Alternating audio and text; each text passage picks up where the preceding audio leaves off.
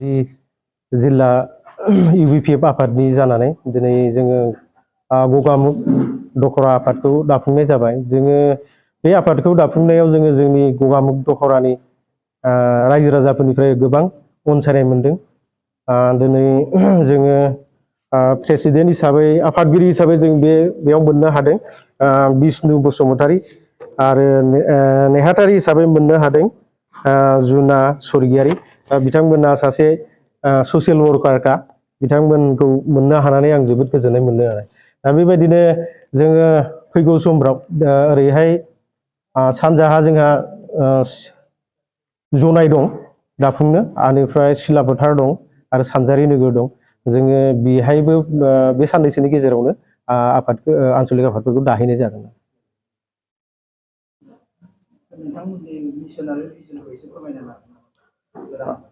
जोंनि गोदान आफादनि एम एन्ड भिजनफ्रा जाहैबाय जोंनि बर' कसाई अट'नमास काउन्सिलनि सिङाव दिनै जों जेसेबां बर' सुबुंफोर दं बिसोरनि मोनथायखौ बिख'ना होनाय आरो जोंनि रायजो राजाफोरनि जेसेबां समयसा दं बे समयसाखौ जोङो मावफुंना होनो हदाय नाजाबाय थागोन आरो।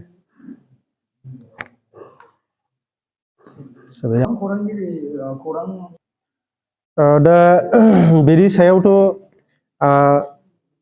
जि बुंदों बेफोरखौथ' जोङो मिसा होनानै नंखाय होननानैसो जों सानो। खारन बियो बे सिएम भिजिलेन्सनि खोथाया जाहैबाय 19 तारिखआवनो सारमोना बिनि क्लियारिफिकेसन होखादोंमोन आरो बे मोनसे पलिटिकेल हरजन्त्र।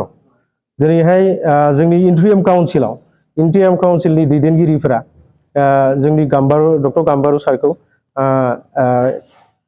पलिटिकेलाइज हिसाबै बेखौ नाख्रेबनायखौ जों नुनो मोनदों। खारन बिथाङा इन्ट्रियाम काउन्सिलाव सासे एडभाइजार मा होनोमोन चेयारमेन हिसाबै दंखायोमोन। दा बिथांखौ चेयारमेननिफ्राय बिथांमोना बहुत खैसाराव माबादों, एंख्लायदों। दा बेखौ नोजोर बोनानै जों बेखौनो सानो बिसोरो पलिटिकेल हिसाबै माखासे क्रिटिसाइज खालामगासिनो दङ आरो डक्टर गाम्बारु सारखौ। दा धेमाजि जिल्ला आफादनि इउबिपिएफ आफादनि आफादगिरि हिसाबै दा डिमिलिटेसननि खोथायाथ' ओंखारदों, खिन्थु दिनैसिम बेफोरो कनफार्म जायाखै।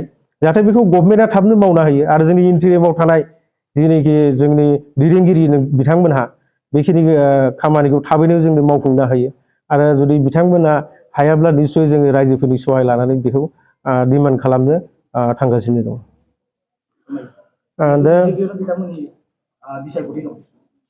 दा बिथांमोननि बिसायख'थिखौथ' फैबाय दं, जों बेखौ एसे मिन्थिदों। दिनैहाय जोंनि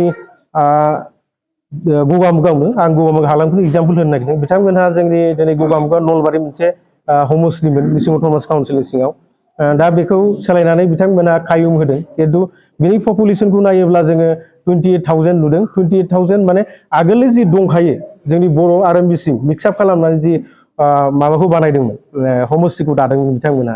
दा बिथांमोननि बे पपुलेसनखौ जों एखेखौनो नुनो मोनदों, खिन्थु भिलेज नटिफिकेसना जेब्ला फैगोन अब्ला जोङो बिनि पिक्सारखौ मोजाङै नुगोन आरो।